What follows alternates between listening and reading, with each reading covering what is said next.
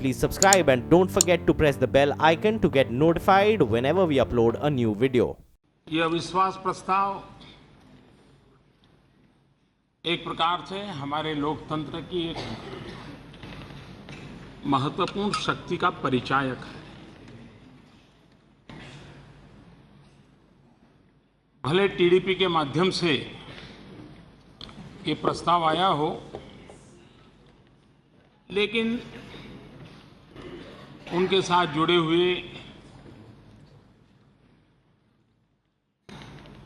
कुछ माननीय सदस्यों ने प्रस्ताव का समर्थन करते हुए बातें कही हैं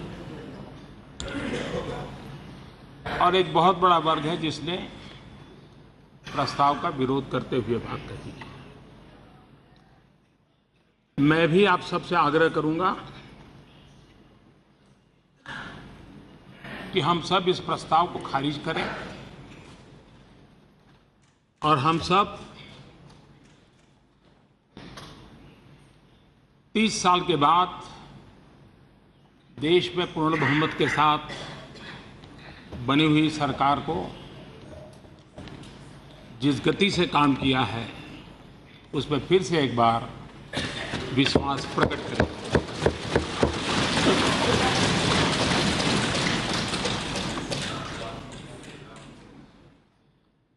वैसे मैं समझता हूं ये एक अच्छा मौका है कि हमें तो अपनी बात कहने का मौका मिल नहीं रहा है, लेकिन देश को ये भी चेहरा देखने को मिला है कि कैसी नकारात्मकता है, कैसा विकास के प्रति विरोध का भाव है, कैसे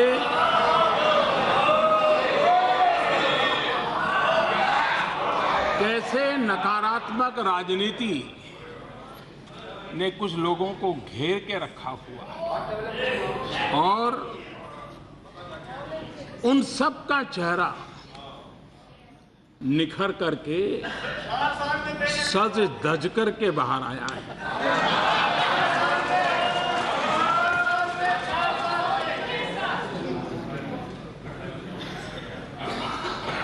कईयों के मन में प्रश्न है कि अविश्वास प्रस्ताव आया क्यों?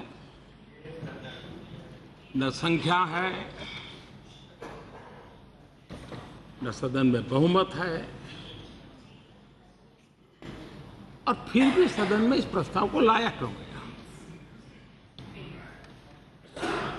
और सरकार को गिराने की इतना ही उतावलापन था,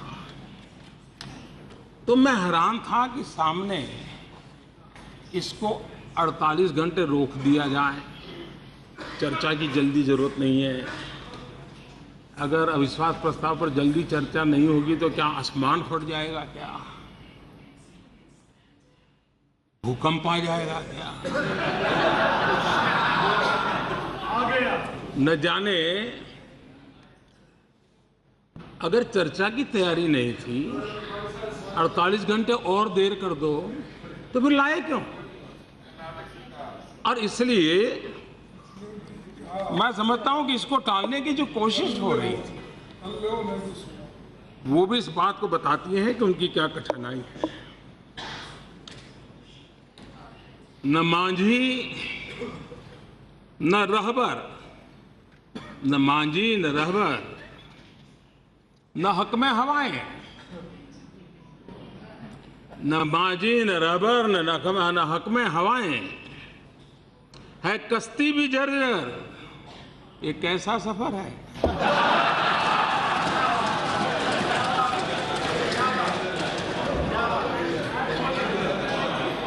कभी तो लगता है कि ये सारे जो भाषण में सुन रहा था, जो व्यवहार देख रहा था, मैं नहीं मानता हूं कि कोई अज्ञानवश हुआ है।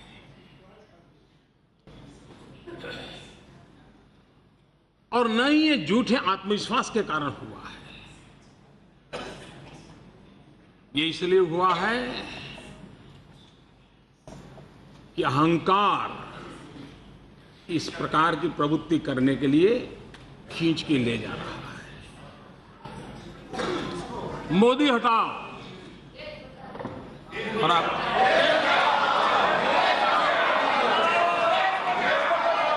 और मैं हैरान हूं आज सुबह भी कि अभी तो चर्चा प्रारंभ हुई थी, मतदान नहीं हुआ था,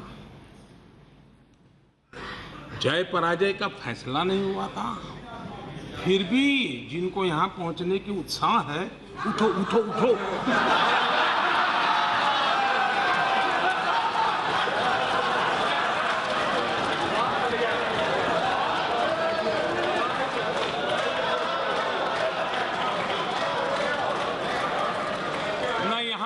उठा सकता है न बिठा सकता है, 125 करोड़ देशवासी बिठा सकते हैं, 125 करोड़ देशवासी उठा सकते हैं।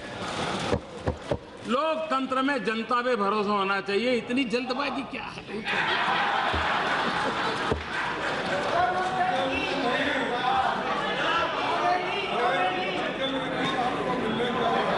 और यह अहंकारी है जो कहता है कि हम खड़े होंगे तो प्रधानमंत्री 15 मिनट तक खड़े नहीं हो पाएंगे।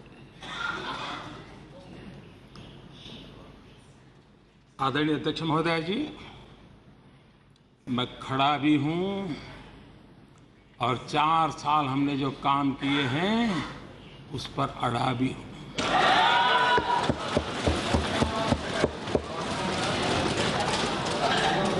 हमारी सोच उनसे अलग है। हमने तो सीखा है, सार सार को गही रहे, थोथा दे ये उड़ा। खैर, मैं सार ग्रहण करने के लिए काफी कोशिश कर रहा था, लेकिन आज मिला नहीं।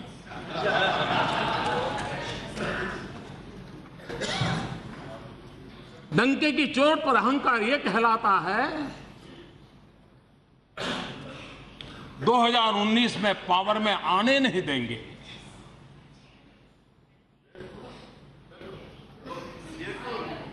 जो लोगों में विश्वास नहीं करते और खुद को ही भाग्य विधाता मानते हैं, उनके मुंह से ऐसे शब्द निकलते हैं।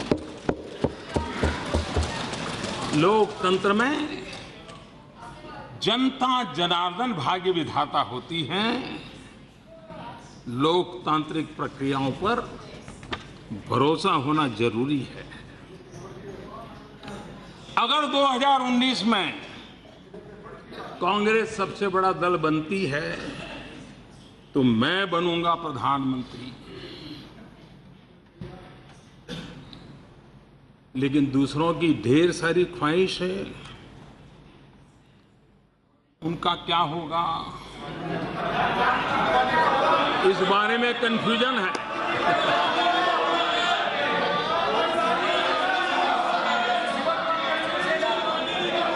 अध्यक्ष महोदय जी, ये सरकार का फ्लोर टेस्ट नहीं है, ये तो कांग्रेस का अपने तथाकथित साथियों का फ्लोर टेस्ट है। मैं ही प्रधानमंत्री बनूंगा कि सपने पर और दर भी थोड़ी मुहर लगा दें, इसके लिए ट्रायल चल रहा है। आके आपसे मिले, मैं बोलता हूँ इस प्रस्ताव के बहाने अपने कुनबे को जो जमाने की कोशिश की है, कहीं बिखर न जाए, इसकी चिंता पड़ी।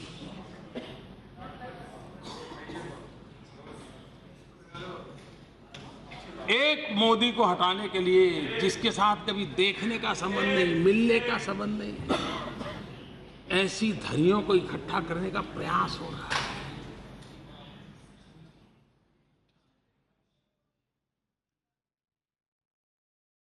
मेरी कांग्रेस के साथियों की सलाह है कि जब भी अगर आपको अपने संभावित साथियों की परीक्षा लेनी है तो जरूर लीजिए, लेकिन कम से कम अविश्वास का प्रस्ताव का तो बहाना न बनाइए। जितना अविश्वास वो सरकार पर करती हैं, कम से कम उतना विश्वास अपने संभावित साथियों पर तो करिए।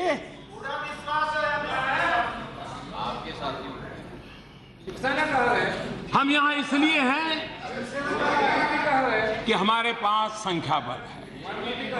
हम यहां इसलिए हैं कि 125 करोड़ देशवासियों के हमें आशीर्वाद है।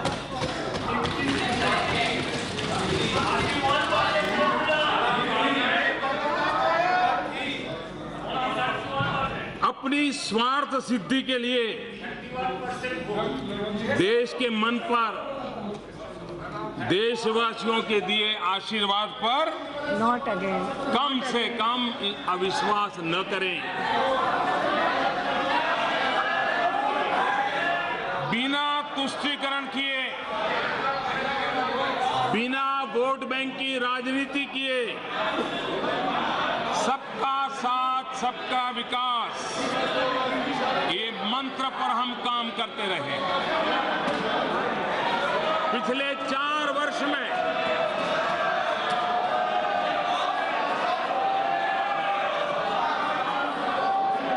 उस वर्ग और क्षेत्र में काम नॉट लाइक दिस प्लीज। जिसके पास चमक धमक नहीं,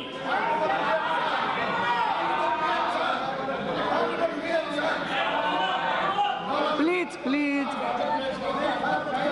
ये मत करो।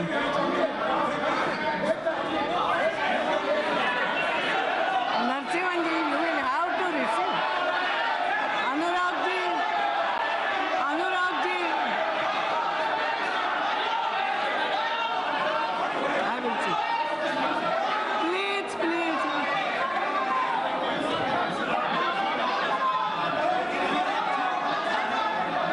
Please, Anurag ji, go to the seat.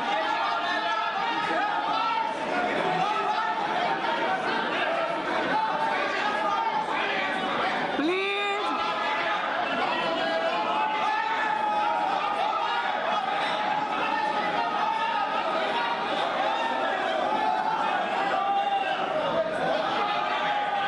Continue. पहले भी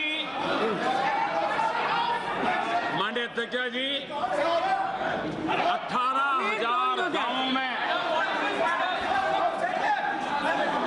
Please go to your seat. They are not doing it. You go to your seat. I will see. Thota Narasimhan ji. Narasimhan ji. This is not proper. Narasimhan ji, you will have to go to your seat. I will do it. Again.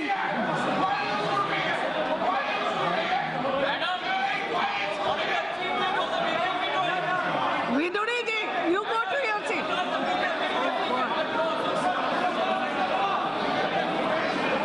आप तो जाइए, मैं देखती हूँ ना, देख रही हूँ ना, रिक्वेस्ट कर रही हूँ ना, आप क्यों कर रहे हैं?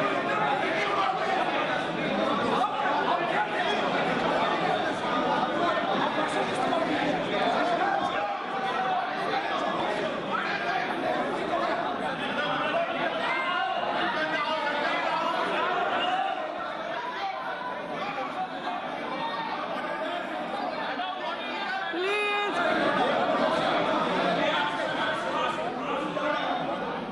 Ram Mohan Naidu ji, this is not fair. You will have to listen. Please listen quietly.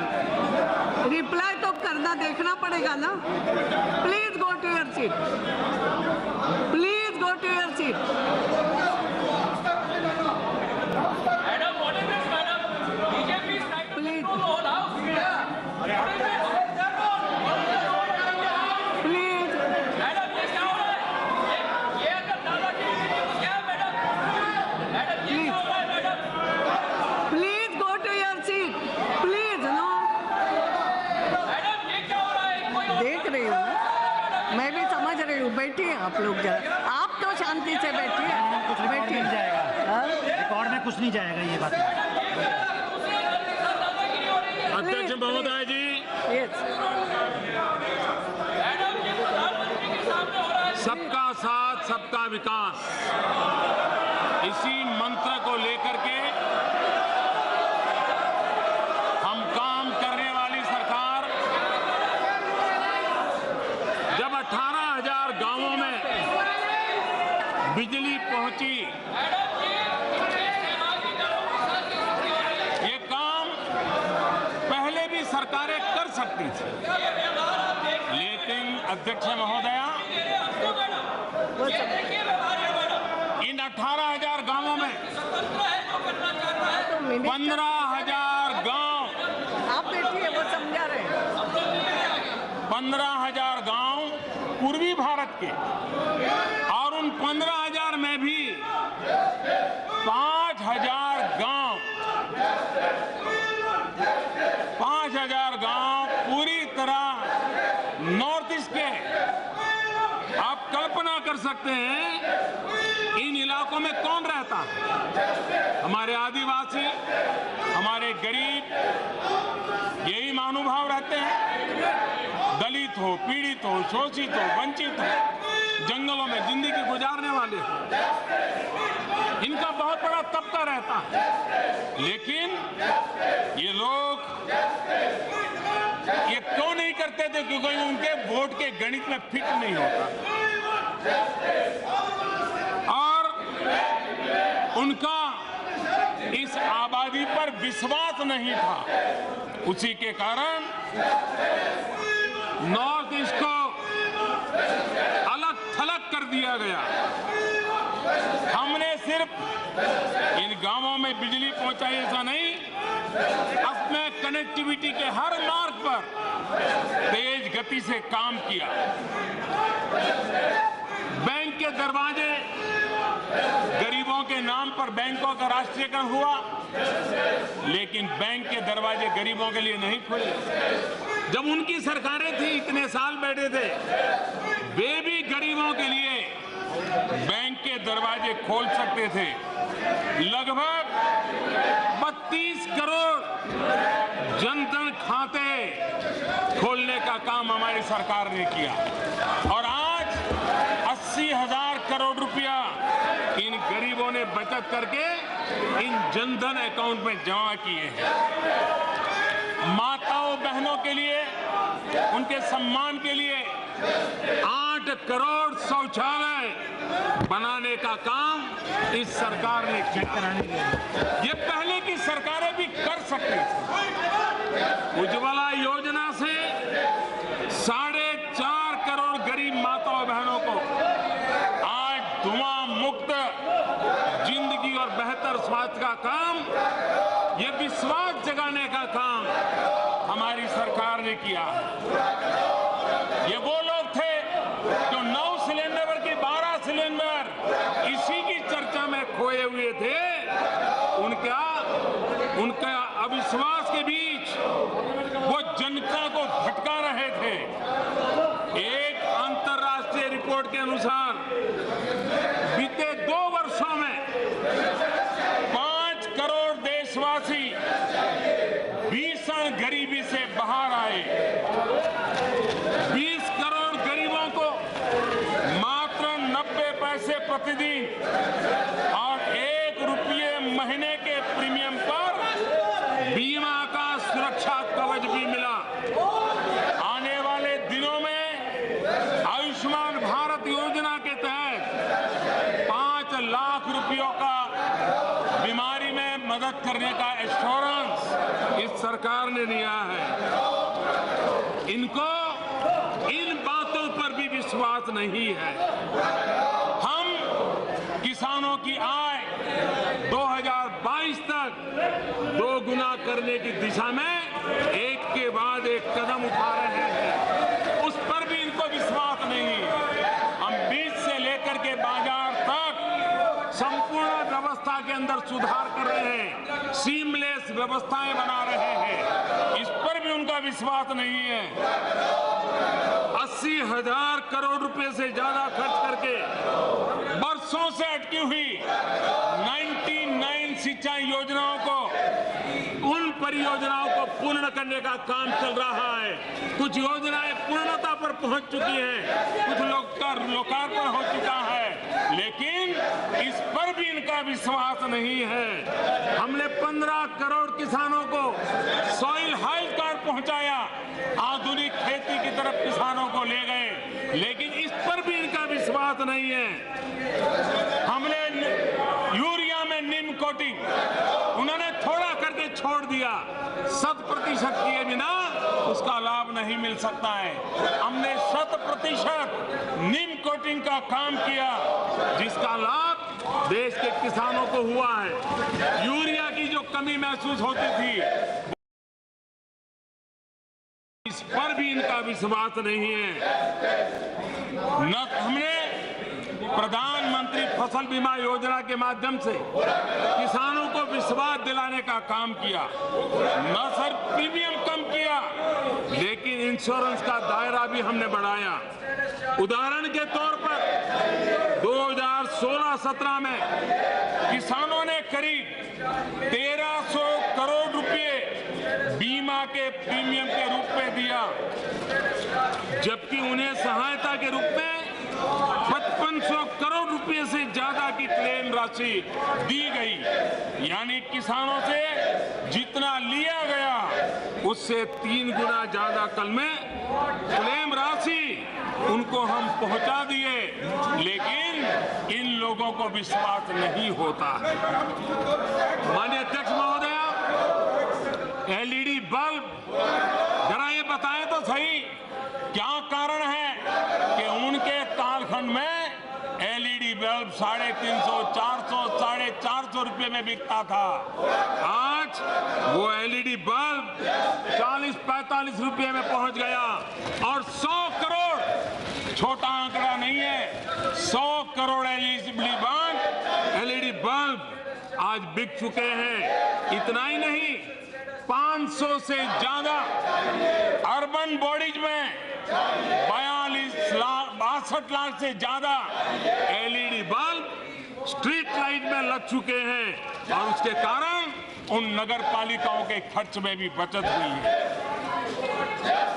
उनके समय में मोबाइल मैन्युफैक्चरिंग कंपनियां 2 थी, आज मोबाइल फोन बनाने वाली 120 कंपनियां हैं, लेकिन उनका विश्वास काम नहीं कर रहा है। युवाओं के स्वरोजगार के लिए पहले पढ़े लिखे नौजवानों को सर्टिफिकेट पकड़ा जाता था, वो रोजी रोटी के लिए भटकता था। हमने मुद्रा योजना के तहत 13 करोड़ नौजवानों को लोन देने का काम किया है। इतना ही नहीं, वक्त बदल चुका है। आज 10,000 से ज्यादा स्टार्टअप हमारे देश के नौजवान चला रहे हैं और देश को इनोवेटिव इंडिया की तरफ ले जाने का काम कर रहे हैं। एक समय था जब हम डिजिटल लेन देन की बात करने लगे तो यही सदन में बड़े बड़े विद्वान लोग कहने लगे, हमारा देश तो अनपढ़ है, डिजिटल ट्रांजैक्शन कैसे कर सकता है, हमारे देश के गरीब को तो ये कैसे पहुंच सकता है। अध्यक्ष महोदया जी, जो लोग इस प्रकार से देश की जनता की ताकत को कम आंकते थे, उनको जनता ने करारा जवाब दिया है। अकेले भीम ऐप और मोबाइल फोन से एक महीने में 41,000 करोड़ रुपए का ट्रांजैक्शन ये हमारे देश के नागरिक आज कर रहे हैं, लेकिन उनका देश की जनता पे विश्वास नहीं है। अनपढ़ है, ये नहीं करेंगे, वो नहीं करेंगे, यही मानसिकता का परिणाम है। अध्यक्ष महोदया जी, ईज ऑफ डूइंग बिजनेस में 42 अंक में सुधार हुआ। इनको अब उस पर भी शक होने लगा है, उन संस्थाओं पर भी अविश्वास करने लगे हैं। ग्लोबल कॉम्पिटिटिव इंडेक्स में 31 अंक का सुधार हुआ है, उसमें भी उनको शक हो रहा है। इनोवेशन इंडेक्स में 24 अंक में सुधार हुआ है। ईज ऑफ डूइंग बिजनेस को बढ़ाकर सरकार कॉस्ट ऑफ डूइंग बिजनेस में को कम कर रही है। मेक इन इंडिया हो या जीएसटी, इन पर भी भी इनका विश्वास नहीं है। भारत ने अपने साथ ही पूरी दुनिया की इकोनॉमिक ग्रोथ को मजबूती दी है। बड़ी अर्थव्यवस्थाओं में सबसे तेज गति से विकसित होने वाली अर्थव्यवस्था भारत 6ठे नंबर की अर्थव्यवस्था है। और ये जयकारा सरकार में बैठे हुए लोगों का नहीं है, 125 करोड़ हिंदुस्तानियों के पुरुषार्थ का है। अरे इसके लिए तो गौरव करना सीखो, लेकिन वो भी गौरव करना नहीं जानते हैं।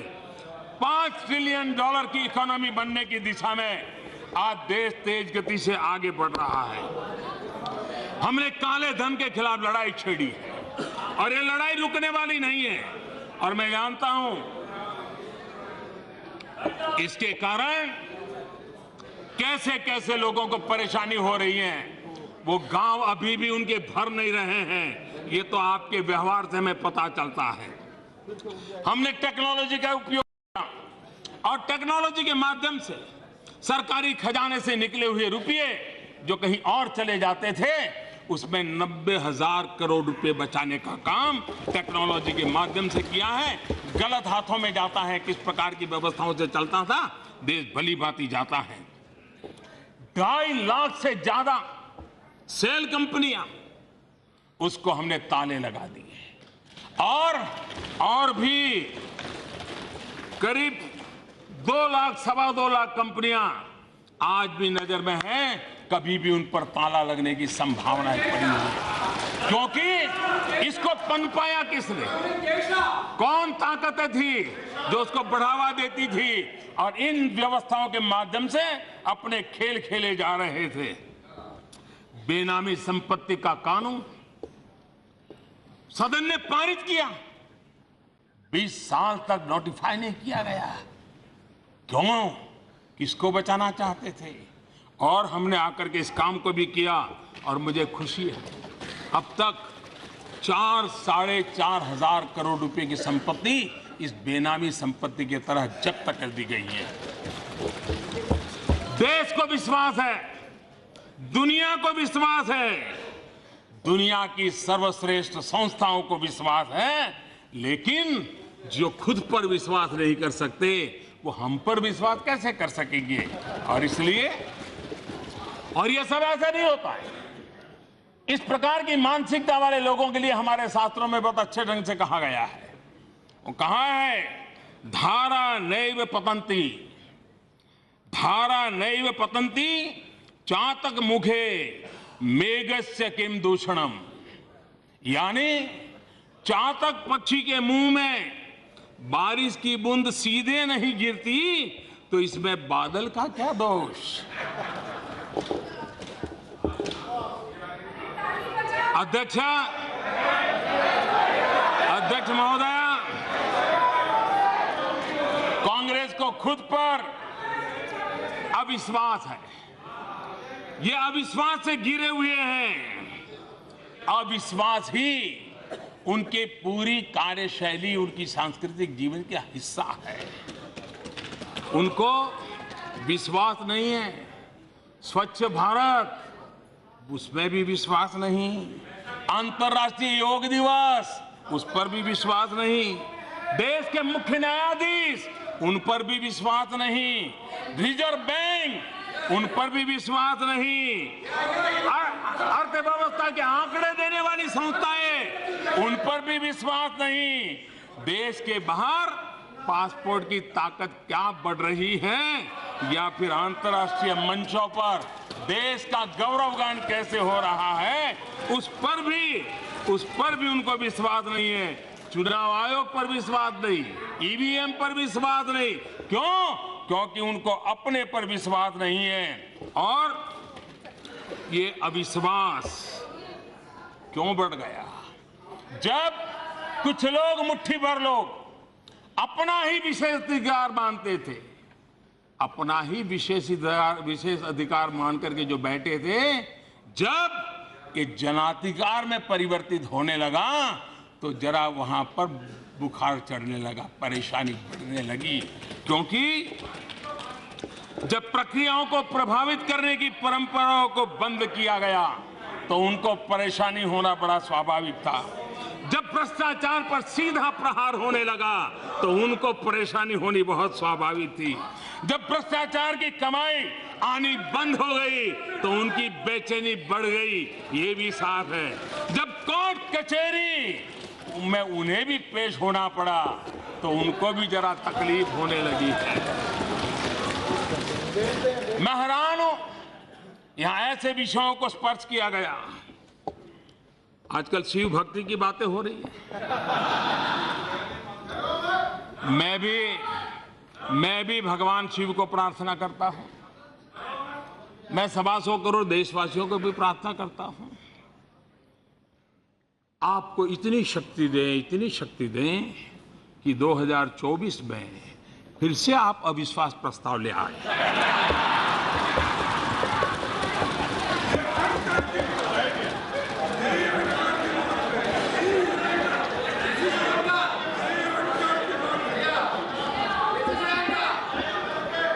मेरी आपको शुभकामनाएं हैं।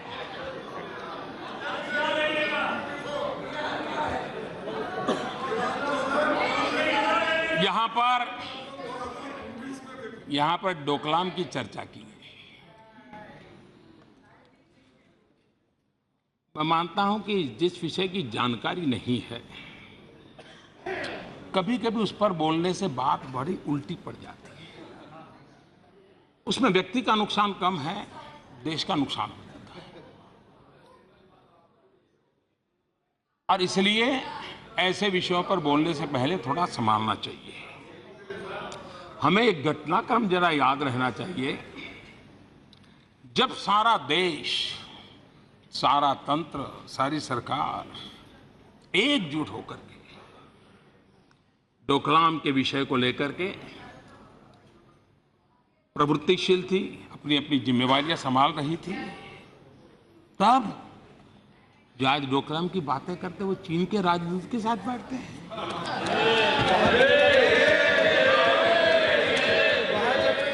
और बाद में कभी ना तो कभी हां,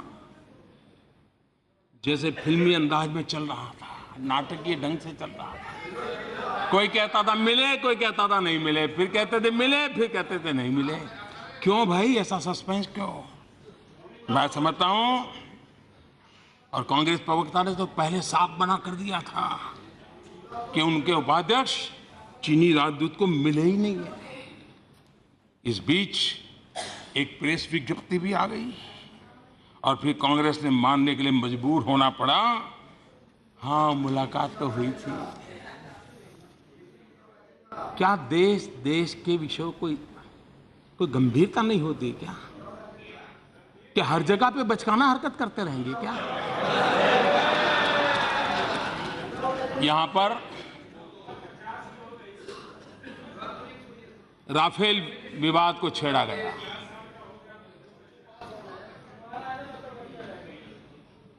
मैं कल्पना नहीं कर सकता हूं कि सत्य को इस प्रकार से कुचला जा सकता है, सत्य को इस प्रकार से रौंदा जाता है और बार बार चीख करके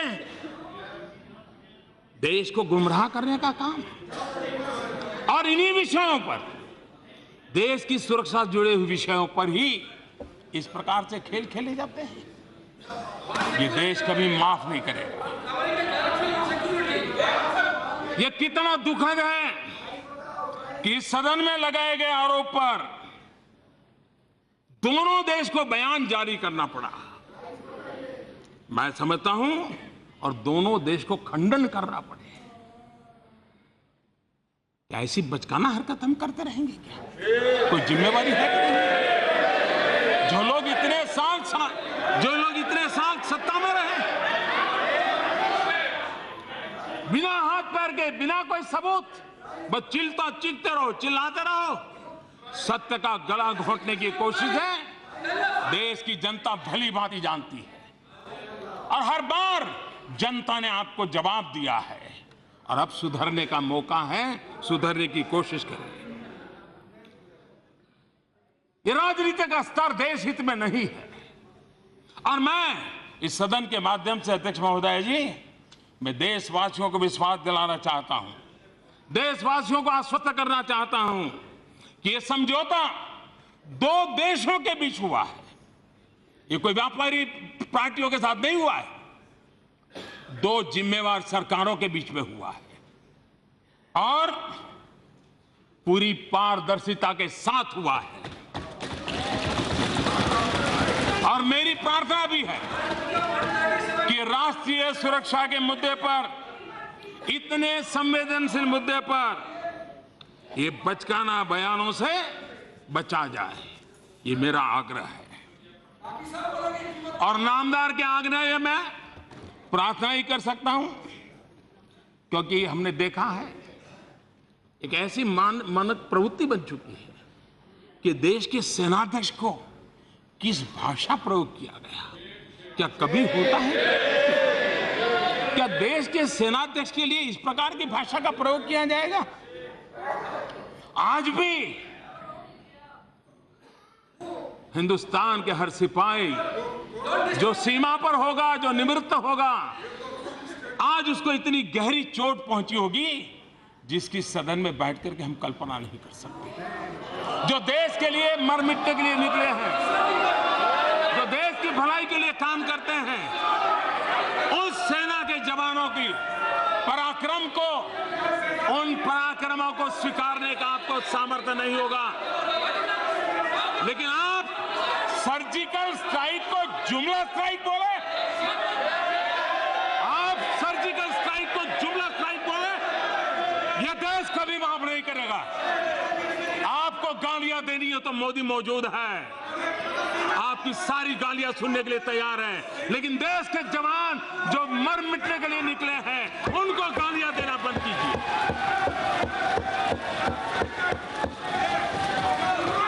सर्जिकल स्ट्राइक को जुमला स्ट्राइक, इस प्रकार से सेना को अपमानित करने का काम निरंतर चलता है।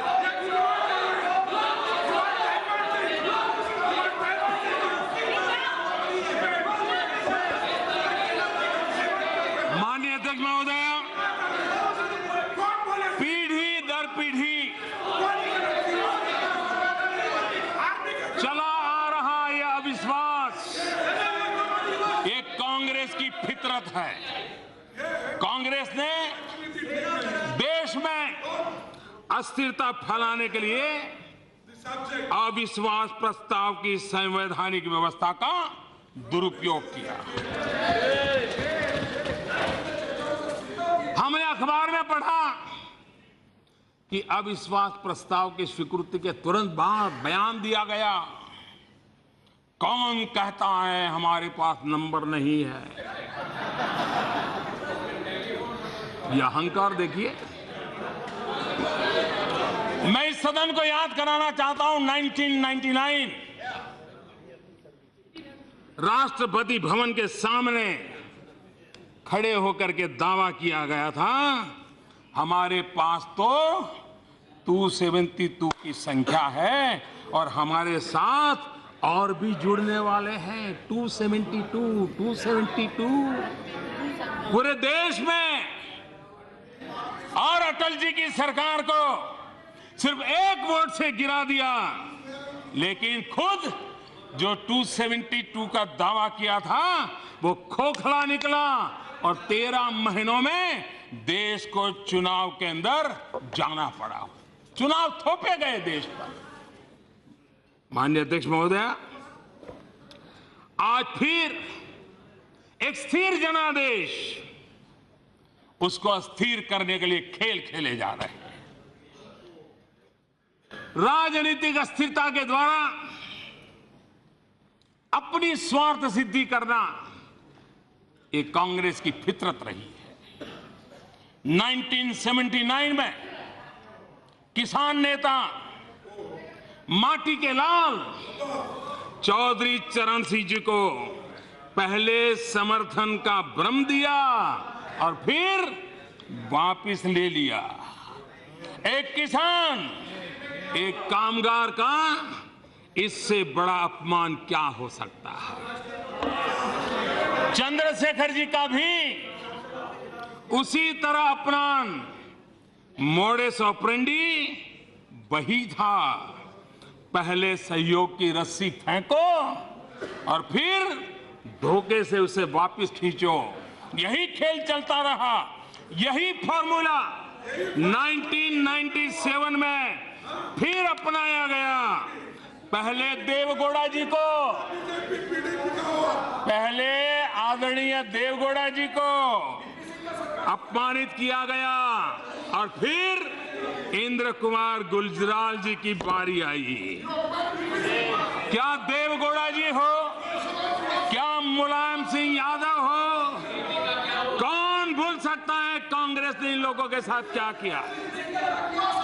जमीन से उठे, अपने श्रम के लोगों के हृदय में जगह बनाने वालों के जन नेता के रूप में उभरे हुए उन्होंने उन नेताओं को, उन दलों को कांग्रेस ने छला है और बार बार देश को अस्थिरता में धकेलने का पाप किया है। कैसे कांग्रेस ने अपनी सरकार बचाने के लिए दो बार विश्वास को खरीदने का प्रयास किया। वोट के बदले नोट, ये खेल कौन नहीं जानता।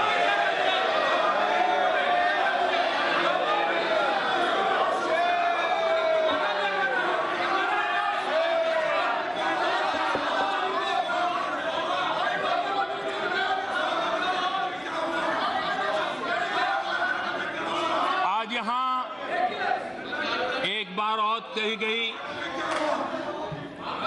यहां पूछा गया कि प्रधानमंत्री अपनी आंख में मेरी आंख भी नहीं डाल सकते। माननीय अध्यक्ष महोदया, सही, हम कौन होते हैं जो आपकी आंख में आंख डाल सके। कोई गरीब माँ का बेटा, पिछड़ी जाति में पैदा हुआ, गांव से आया हो, आप तो नामदार हैं, नामदार, हम तो कामदार हैं। आपकी आंख में आंख डालने की हिम्मत हमारी नहीं, हम नहीं डाल सकते। और इतिहास गवाह है अध्यक्ष महोदया जी, इतिहास गवाह है। सुभाष चंद्र बोस ने कभी आंख में आग डालने की कोशिश की, उनके साथ क्या किया गया। मोरारजी भाई देसाई गवाह है, उन्होंने आंख में आग डालने की कोशिश की, क्या किया गया। जयप्रकाश नारायण गवाह है, उन्होंने आंख में आग डालने की कोशिश की, उनसे साथ क्या किया गया। चौधरी चरण सिंह, उन्होंने आंख में आग डालने की कोशिश की, उनके साथ क्या किया। सरदार वल्लभ भाई पटेल ने आंख में आग डालने की कोशिश की, उनके साथ क्या किया गया। चंद्रशेखर जी ने आंख में आग डालने की कोशिश की, क्या किया गया। अरे प्रणब मुखर्जी ने आंख में आग डालने की कोशिश की, क्या किया गया। अरे इतना ही नहीं, हमारे शरद पवार जी ने आंख में आग डालने की कोशिश की थी, उनके साथ भी क्या किया गया था। मैं सारा कच्चा चिट्ठा खोल सकता हूं। ये आंख में आंख, और इसलिए आंख में आग डालने की कोशिश करने वालों को कैसे अपमानित किया जाता है, कैसे उनको ठोकर मार के निकाला जाता है। एक परिवार का इतिहास इस देश में अनजान नहीं है, और हम तो कामदार हैं, भला हम नामदार से आंख में आंख कैसे डाल सकते हैं।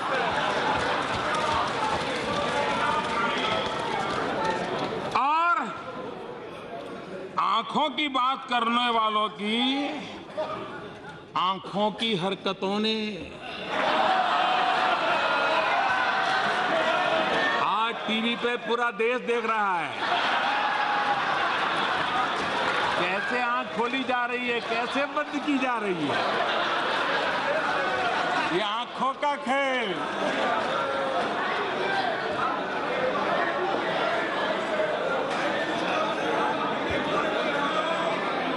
माननीय अध्यक्ष महोदय जी, लेकिन आंख में आंख डाल करके आज सत्य को कुचला गया है।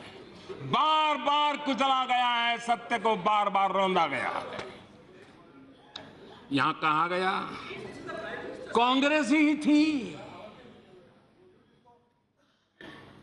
जीएसटी में पेट्रोलियम को क्यों नहीं लाए?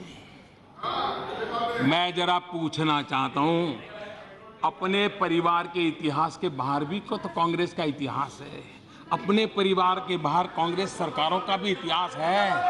अरे जरा इतना तो ध्यान रखो, जब यूपीए सरकार थी तब पेट्रोलियमों को बाहर रखने का, जीएसटी के बाहर रखने का निर्णय आपकी सरकार ने किया था। आपको यह भी मालूम नहीं है। आज यहां यह भी कहा गया, आपका विषय लेने वाला हूं मैं आपकी बात, जयदेव जी आपकी बात लेने वाला हूं, आपका विषय आएगा।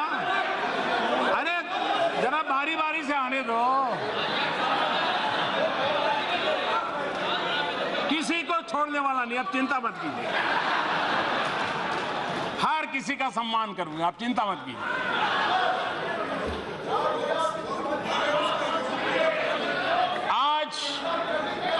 आज यहां यह भी बात कही गई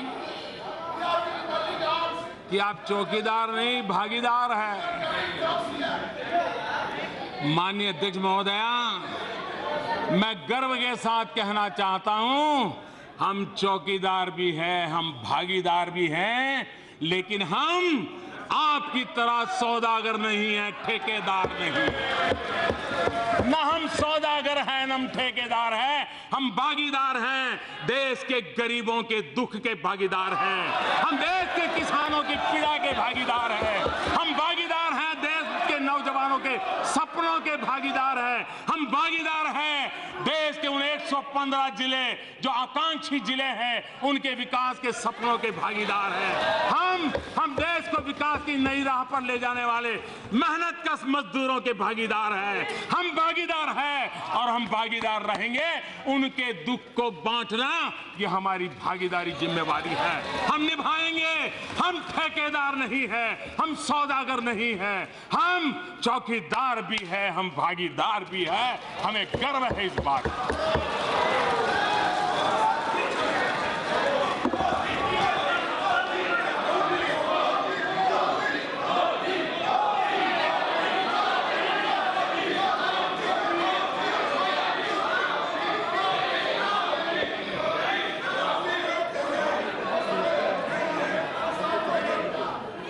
कांग्रेस का एक ही मंत्र है,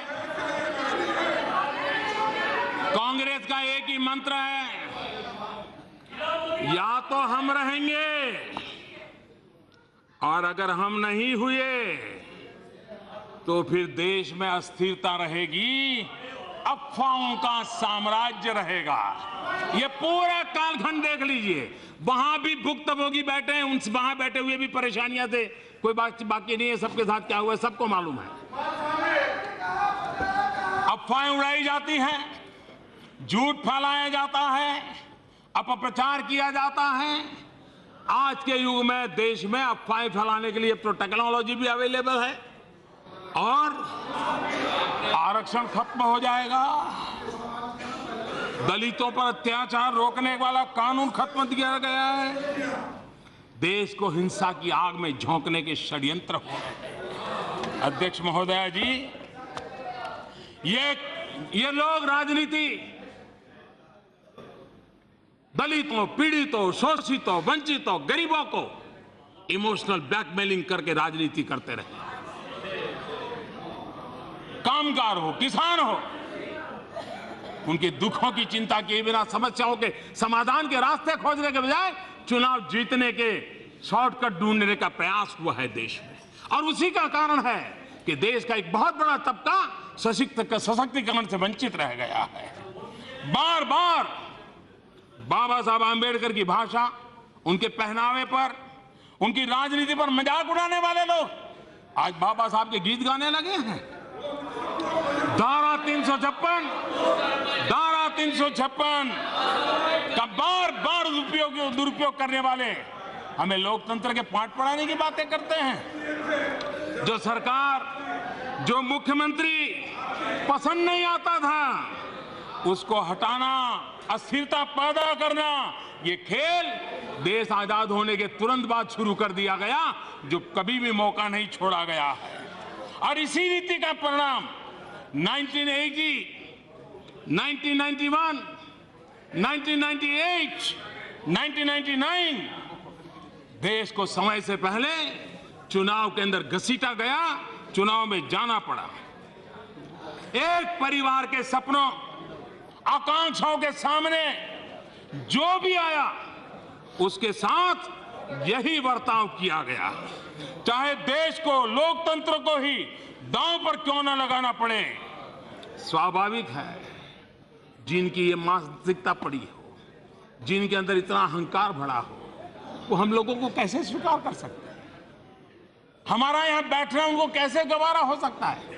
ये हम भली भांति समझते हैं और इसलिए हमको नापसंद करना बहुत स्वाभाविक है। माननीय अध्यक्ष महोदय, कांग्रेस पार्टी जमीन से कट चुकी है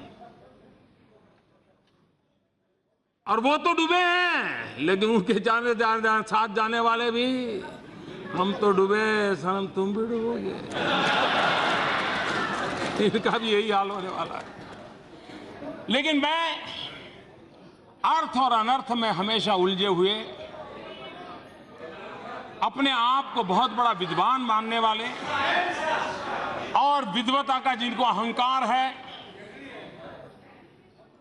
अर्थ और अनर्थ में हमेशा उलझे हुए एक व्यक्ति ने जो बात बताई थी, उन्हीं के शब्दों को मैं कोट करना चाहता हूं। कांग्रेस पार्टी अलग अलग राज्यों में क्यों और कैसे कमजोर हो गई, कांग्रेस पार्टी अलग अलग राज्यों में क्यों और कैसे कमजोर हो गई। मैं एक ऐसे राज्य से आता हूं जहां इस पार्टी का प्रभुत्व समाप्त हो गया है। क्यों? कांग्रेस इस बात को समझ नहीं पाई कि सत्ता अब उच्च वर्ग, साधन संपन्न वर्गों से गांव देहात के लोगों, इंटरमीडिएट कास्ट और यहां तक कि ऐसी जातियों को कथित सोशल ऑर्डर में सबसे नीचे हैं, गरीब, बेरोजगार, जिनके पास संपत्ति नहीं, जिनकी कोई आमदनी नहीं, जिनकी आवाज आज तक सुनी नहीं गई, उन तक पहुंची है। जैसे जैसे पावर नीचे की तरफ चलती गई, जैसा कि लोकतंत्र में होना चाहिए, वैसे वैसे अनेक राज्यों में कांग्रेस का प्रभाव खत्म होता गया। ये इनटू इन्वेटेड कोटेबल कोट है और ये है 11 अप्रैल 1997 का, और देवेगौड़ा जी की सरकार का जब विश्वास प्रस्ताव चल रहा था, उस समय अर्थ और अनर्थ में उलझे हुए आपके विद्वान महारथी श्रीमान चिदंबरम जी का यह वाक्य है।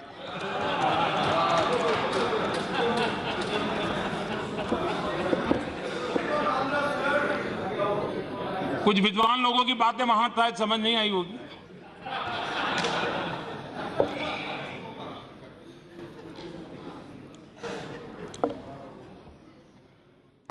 अठारह साल पहले अटल बिहारी वाजपेयी जी की सरकार ने 3 राज्यों का गठन किया, उत्तराखंड, झारखंड, छत्तीसगढ़।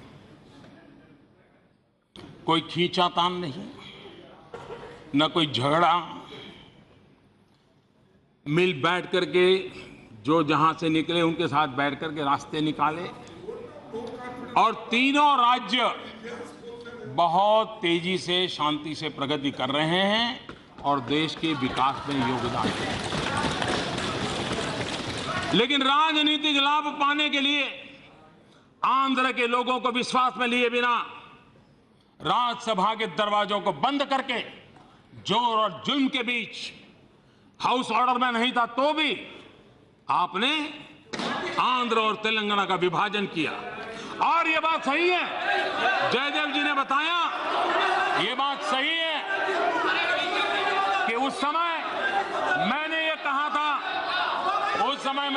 था, तेलुगु हमारी मां है। उस समय मैंने कहा था तेलुगु हमारी मां है, तेलुगु का स्पिरिट को टूटने नहीं देना चाहिए। उन्होंने बच्चे को बचा लिया, मां को मार दिया है। हम सबका दायित्व है कि तेलुगु स्पिरिट को बचा लिया जाए। ये शब्द मेरे उस समय थे और आज भी मैं मानता हूं। लेकिन 2014 में और आपका तो क्या हाल हुआ, आपको लगता था एक जाएगा तो जाएगा लेकिन दूसरा मिल जाएगा। लेकिन जितना जनता इतनी समझदार थी, न ये भी मिला न वो भी मिला और आप पीछे ये मुसीबत छोड़ के चले गए।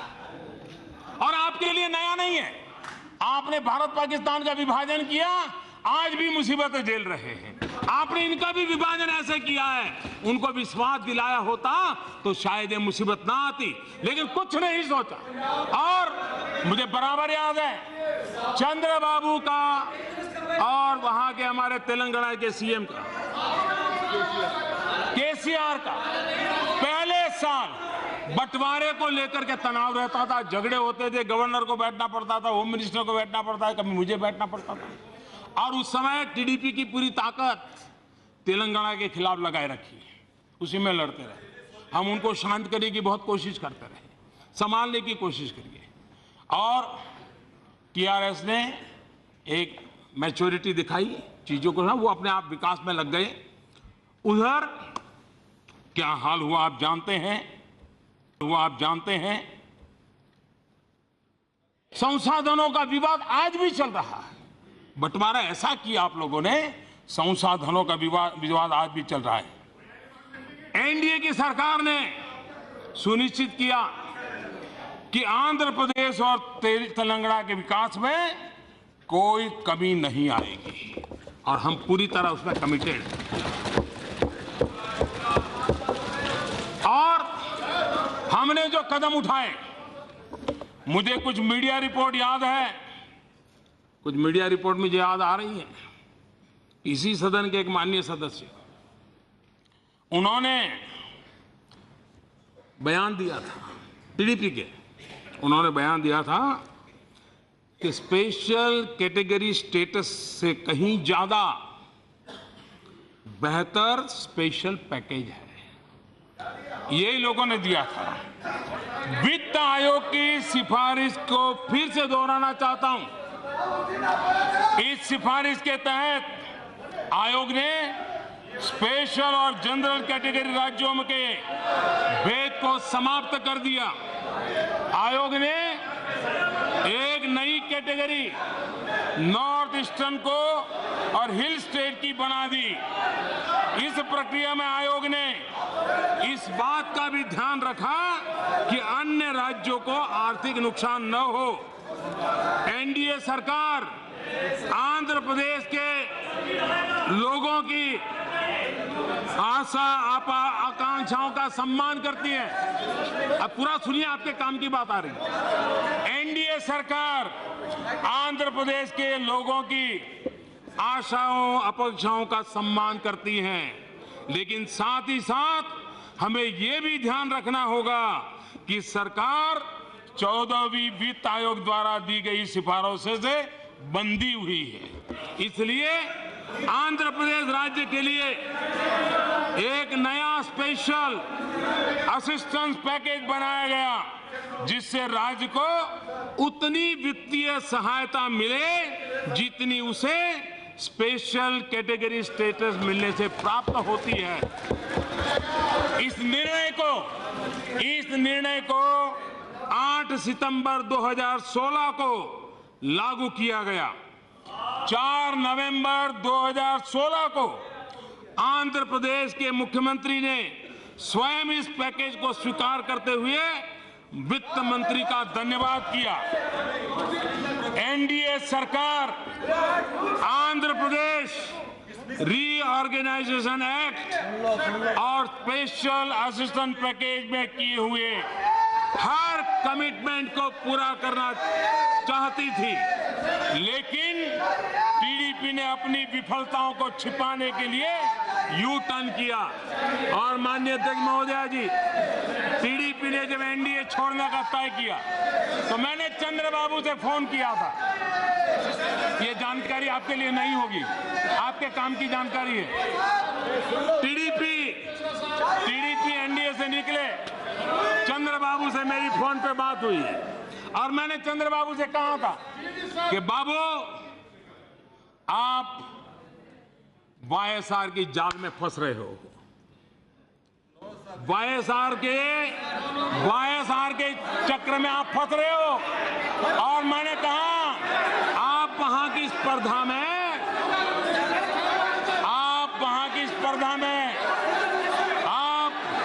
आप किसी हालत में आप बच नहीं पाओगे। ये मैंने उनको इस दिन कहा था। और मैं देख रहा हूं कि झगड़ा उनका वहां का है, उपयोग सदन का किया जा रहा है। आंध्र प्रदेश की जनता भी इस घनघोर अवसरवादिता को देख रही है। चुनाव नजदीक आते गए, प्रशंसा आलोचना में बदल गई। कोई भी विशेष इंसेंटिव या पैकेज देते हैं तो उसका प्रभाव दूसरे क्षेत्रों पर भी पड़ता है। और इसी सदन में आप भी जरा सुन लीजिए, इसी सदन में 3 साल पहले श्रीमान वीरप्पा मोइली जी ने कहा था, how you can create this kind of an inequality and inequity between one state and the other state. It is a major issue. After all, you are an arbitration. You are an arbitrator. ये बात मौली जी ने कही थी। और मैं आज इस सदन के माध्यम से आंध्र के लोगों को विश्वास दिलाना चाहता हूं। मैं आंध्र की जनता को विश्वास दिलाना चाहता हूं, चाहे राजधानी का काम हो, चाहे किसानों की भलाई का काम हो, केंद्र सरकार, एनडीए की सरकार आंध्र की जनता के कल्याण के काम में कोई पीछे नहीं रहेगी। उनके जो मदद कर सकते हैं हम करते रहेंगे। आंध्र का भला हो, उसी में देश का भला हो, ये हमारी सोच है। हम विकास में कोई असर नहीं छोड़ेंगे।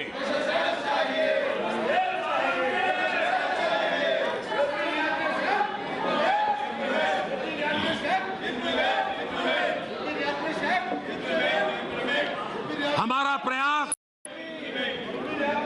हमारा काम करने का तरीका समस्याओं को सुलझाने का है। 1 रैंक 1 पेंशन, कौन थे जिन्होंने इतने दशकों तक उसको लटकाए रखा था? जीएसटी का विषय इतने वर्षों तक किसने लटका कर रखा था? और आज यहां बताया गया कि गुजरात के मुख्यमंत्री ने रोका था। मैं इस सदन को जानकारी देना चाहता हूं, उस समय के जो कर्ता धर्ता थे उनको भी मालूम है। मेरी मुख्यमंत्री के नाते चूठिया भी मौजूद है। मैंने उस समय भारत सरकार को कहा था कि जीएसटी में राज्यों के जो कंसर्न है, इसको एड्रेस किए बिना आज जीएसटी को आगे नहीं बढ़ा पाएंगे। आप राज्यों ने जो जेन्युइन मुद्दे उठाए हैं, राज्यों के साथ बैठ करके उसका समाधान किए, लेकिन इनका अहंकार इतना था कि वे राज्यों की एक बात सुनने को तैयार नहीं थे। और उसी का कारण था, और ये भी मैं आज रहस्य खोलता हूं, बीजेपी के सिवाय अन्य दलों के मुख्यमंत्री भी, कांग्रेस के भी मुख्यमंत्री मुझे मिलते थे मीटिंगों में, वो कहते थे हम तो बोल नहीं पाएंगे, मोदी जी आप बोलिए, हमारे राज्य का भी कुछ भला हो जाएगा। और मैंने आवाज उठाई थी, और जब प्रधानमंत्री बना तो मेरा मुख्यमंत्री का अनुभव काम आया और मुख्यमंत्री के उस अनुभव के कारण सभी राज्यों के कंसर्न को एड्रेस करना तय किया। सभी राज्यों को ऑन बोर्ड लाने में हम सफल हुए और तब जाकर के जीएसटी हुआ है। अगर आपका अहंकार न होता, आपने राज्यों के समस्याओं को समझा होता तो जीएसटी 5 साल पहले आ जाता। लेकिन आपका काम का तरीका लटकाने का रहा है। काले धन पर सुप्रीम कोर्ट ने एसआईटी बनाने ने कहा था, कौन लटका करके बैठा था? ये आप लोगों ने लटका था। बेनामी पर संपत्ति कानून किसने लटका करके रखा था? एनडीए सरकार द्वारा खरीफ के संबंध में किसानों को न्यूनतम समर्थन मूल्य एमएसपी की लागत 150% करने का ऐतिहासिक निर्णय लिया गया। ये रोका था किसने? अरे आपके पास तो ये रिपोर्ट 2006 से पड़ी थी और आप 2014 तक सरकार में थे। 8 साल तक आपको रिपोर्ट याद नहीं आई। हमने निर्णय किया था हम किसानों को एमएसपी 1.5 गुना करके देंगे, हमने किया। और जब यूपीए सरकार 2007 में राष्ट्रीय कृषि नीति का ऐलान किया तो उसमें 50% वाली बात को खा गए, उसको गायब कर दिया गया। इसके आगे भी 7 साल कांग्रेस की सरकार रही, लेकिन एमएसपी सिर्फ बातें करते रहे और जनता को, किसानों को झूठा विश्वास देते रहे। मैं आज एक और बात को भी बताना चाहता हूं।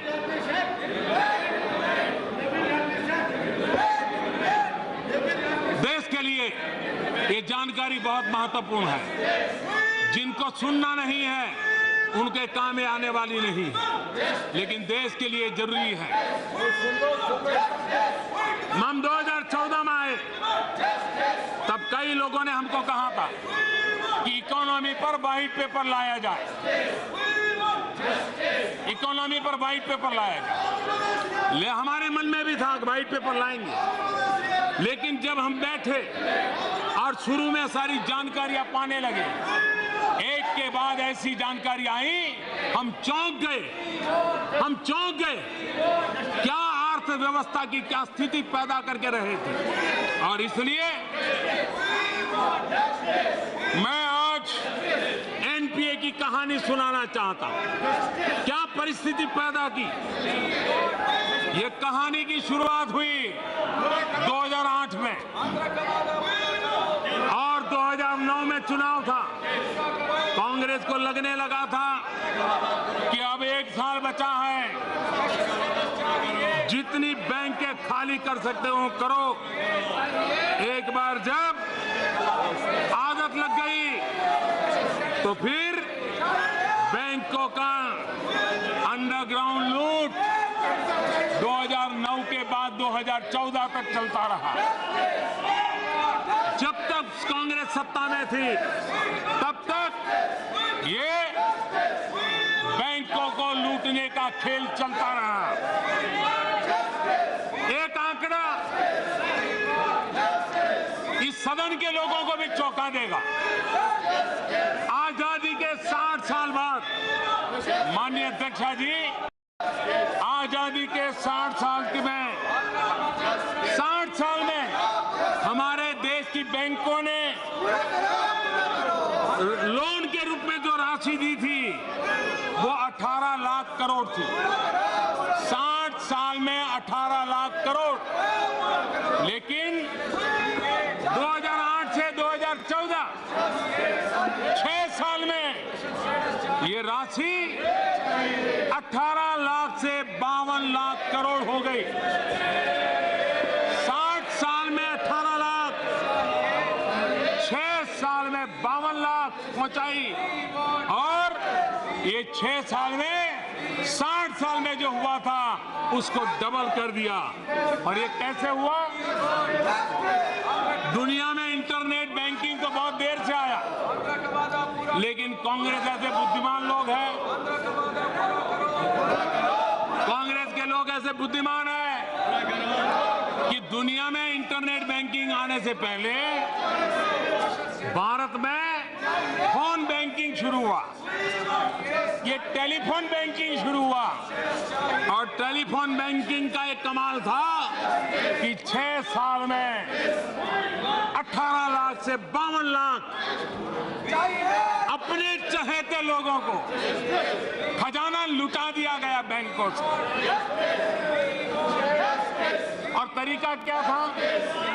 कागज देखना, प्रोजेक्ट कुछ नहीं, टेलीफोन आया लोन दे दो, लोन देने का समय आया उसके लिए दूसरी लोन दे दो, वो लोन देने का समय आया दूसरी लोन दे दो, जो गया सो गया, जमा करने के लिए नई लोन देते चलो। यही कुचक्र चलता गया और देश की बैंक एनपीए के विशाल जंजाल में फंस गई। ये एनपीए का जंजाल एक तरह से भारत की बैंकिंग व्यवस्था के लिए एक लैंडमाइन की तरह बिछाया गया था। हमने पूरी पारदर्शिता के जांच शुरू की। एनपीए की सही स्थिति क्या है, इसके लिए मैकेनिज्म शुरू किया। हमने इतना बारीकी से गए कि एनपीए का जंजाल गहराता गया, निरंतर गहराता गया। एनपीए बढ़ने का एक और कारण यूपीए सरकार ने कुछ ऐसे निर्णय लिए जिसके कारण देश में कैपिटल गुड्स में, इंपोर्ट में बेतहाशा वृद्धि हुई। आपको ये जान करके हैरानी होगी कि कैपिटल गुड्स का इंपोर्ट कस्टम ड्यूटी को कम करके इतना ज्यादा बढ़ाया गया कि हमारे कच्चे तेल के आयात के समतुल्य हो गया। इन सारे इंपोर्ट की फाइनेंसिंग बैंकों के लोन के जरिए की गई। देश में कैपिटल गुड्स के उत्पादन पर इसका प्रतिकूल प्रभाव पड़ा। बैंकों की लैंडिंग के बिना, प्रोजेक्ट असेसमेंट के बिना क्लियरेंस के लिए दी गई। यहां तक कि बहुत सारे प्रोजेक्ट में तो इक्विटी के बदले भी लोन ही बैंकों ने दिया।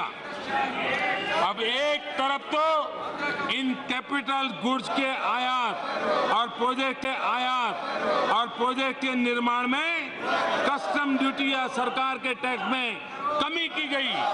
वहीं दूसरी तरफ सरकारी क्लियरेंस देने के लिए कुछ नए टैक्स बनाए गए, जो टैक्स सरकार के खाते में नहीं जाते थे।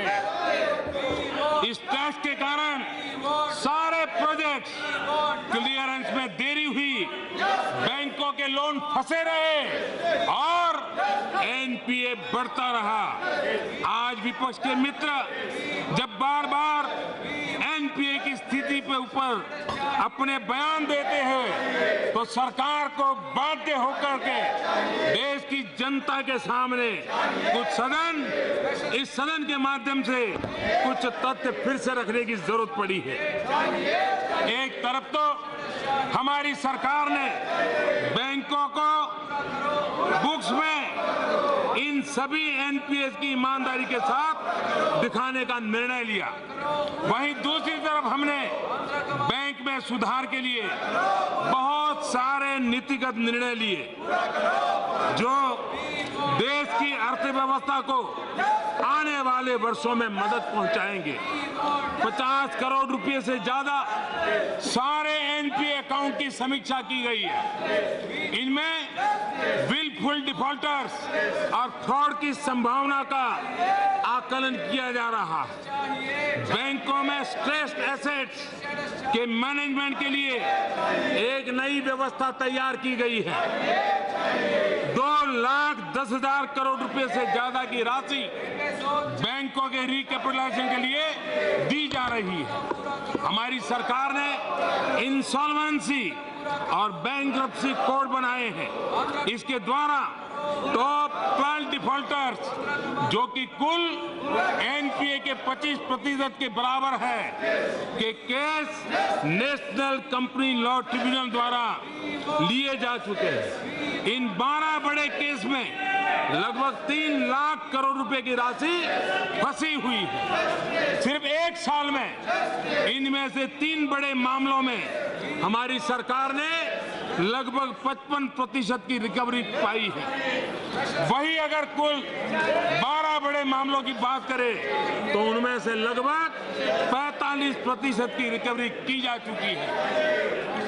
ऐसे ही लोगों के लिए कल ही लोकसभा ने fugitive economic offender bill pass किया है। बैंक का कर्ज न चुकाने वालों के लिए अब देश के कानून से बचना और मुश्किल हो गया है और इससे एनपीए पर नियंत्रण लगने में भी मदद मिलेगी। अगर 2014 में एनडीए सरकार न बनती, जिस तौर तरीके से कांग्रेस सरकार चला रही थी, अगर वही व्यवस्था चलती रहती तो आज देश बहुत बड़े संकट में गुजरता होगा। मैं इस सदन के माध्यम से देश को ये बताना चाहता हूं कि पहले की सरकार देश पर special foreign currency non resident deposit यानी एफसीएनआर के लगभग $32 बिलियन, $32 बिलियन का कर्ज छोड़ करके गई थी। इस कर्ज को भी आज भारत ने पूरी तरह वापस कर चुकी है। ये काम हमने कर दिया है। देश में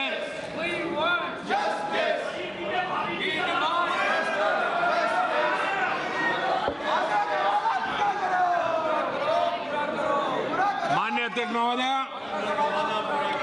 देश में ग्राम स्वराज अभियान इसको आगे बढ़ाने के लिए, महात्मा गांधी के सपनों को साकार करने के लिए हमने 15 अगस्त तक 65,000 गांवों के सभी के पास बैंक खाता हो, गैस कनेक्शन हो, हर घर में बिजली हो, सभी का टीकाकरण हुआ हो, सभी को बीमा का सुरक्षा कवच मिला हो और हर घर में एलईडी बल्ब हो।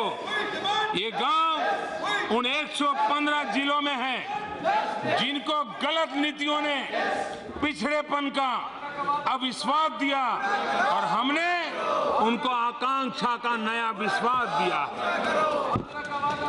न्यू इंडिया की व्यवस्थाएं स्मार्ट भी है, सेंसिटिव भी है। स्कूलों में लैब के ठिकाने नहीं थे। हमने अटल टिंकरिंग लैब, स्किल इंडिया, खेलो इंडिया अभियानों से प्रतिभा की पहचान और सम्मान बढ़ा दिया। महिलाओं के लिए जीवन के हर पड़ाव को ध्यान में रखते हुए योजनाएं बनाई गई और मैं आज गर्व के साथ कहना चाहता हूं, कैबिनेट कमेटी ऑन सिक्योरिटी में पहली बार देश में 2 महिलाएं बैठती हैं और 2 महिला मंत्री निर्णय में भागीदार होती हैं। महिलाओं को फाइटर पायलट के तौर पर इंडक्ट किया गया है। 3 तलाक झेल रही मुस्लिम बहनों के साथ सरकार मजबूती के साथ खड़ी है। बेटी बचाओ बेटी पढ़ाओ जन आंदोलन बना है। अनेक जिलों में बेटियों के जन्म में बढ़ोतरी, बेटियों पर अत्याचार करने वालों के लिए फांसी तक का प्रावधान। लोकतांत्रिक व्यवस्था में हिंसा और अत्याचार को इजाजत नहीं दी जा सकती है। ऐसी घटनाओं में किसी एक भारतीय का भी निधन दुखद है, मानवता की मूल भावना के खिलाफ है। जहां भी ऐसी घटनाएं हो रही है वहां पर राज्य सरकारें कार्रवाई कर रही है। मैं आज इस सदन के माध्यम से राज्य सरकारों को फिर से आग्रह करूंगा कि जो भी ऐसी हिंसा करे उसके खिलाफ सख्त कार्रवाई की जाए। देश को 21वीं सदी के देश के सपनों को पूरा कर रहा है। भारतमाला से हाईवे का जाल पूरा देश में बिछाया जा रहा है। सागरमाला से पोर्ट डेवलपमेंट और पोर्ट लेड डेवलपमेंट उसको बढ़ावा दिया जा रहा है। टायर 2, टायर 3 सिटी में हवाई कनेक्टिविटी पर काम तेजी से आगे बढ़ रहा है। देश के शहरों में मेट्रो का व्यापक विस्तार हो, इस पर काम चल रहा है। इस देश की हर पंचायत तक इंटरनेट पहुंचाने के लिए तेज गति से काम हुआ है, देश उसका साक्षी है। गांव से लेकर के बड़े शहरों तक गरीब और मध्यम वर्ग के जीवन में बड़े बदलाव ला रही है।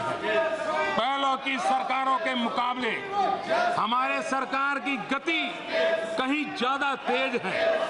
चाहे सड़कों का निर्माण हो, रेलवे लाइनों का बिजलीकरण हो, देश की उत्पादन क्षमता बिजली के वृद्धि करने की हो, नए शिक्षा संस्थान हो, आईआईटी, आईआईएम हो, मेडिकल सीटों की संख्या में वृद्धि हो। कर्मचारी वही है, ब्यूरोक्रेसी वही है, फाइलों का तौर तरीका वही है, लेकिन उसके बावजूद भी ये पॉलिटिकल विल है कि जिसके कारण देश के सामर्थ्य में नई ऊर्जा भर करके हम आगे बढ़ रहे हैं। इस देश में रोजगार को लेकर के, इस देश में रोजगार को लेकर के बहुत सारे भ्रम फैलाए जा रहे हैं और फिर एक बार सत्य को कुचलने का प्रयास, आधारहीन बातें, कोई जानकारी नहीं, ऐसे गपगोले चलाना अच्छा होगा अगर उसमें थोड़ा बारीकाई से ध्यान देते तो देश के नौजवानों को निराश कर करके राजनीति करने का पाप नहीं करते। सरकार ने सिस्टम में उपलब्ध रोजगार से संबंधित अलग अलग आंकड़ों को देश के समक्ष हर महीने प्रस्तुत करने का निर्णय किया। संगठित क्षेत्र यानी फॉर्मल सेक्टर में रोजगार में वृद्धि को मापने का एक तरीका है एम्प्लॉई प्रोविडेंट फंड यानी ईपीएफ में कर्मचारियों का अंशदान। सितंबर 2017 से लेकर मई 2018 इन 9 महीनों में लगभग 45 लाख नए नेट सब्सक्राइबर ईपीएफ से जुड़े हैं। इनमें से 77% 28 वर्ष से कम उम्र के हैं। फॉर्मल सिस्टम में न्यू पेंशन स्कीम यानी एनपीएस में पिछले 9 महीने में 5,68,000 से ज्यादा लोग जुड़े हैं। इस तरह ईपीएफ और एनपीएस के 2 आंकड़ों को मिलाकर ही पिछले 9 महीनों में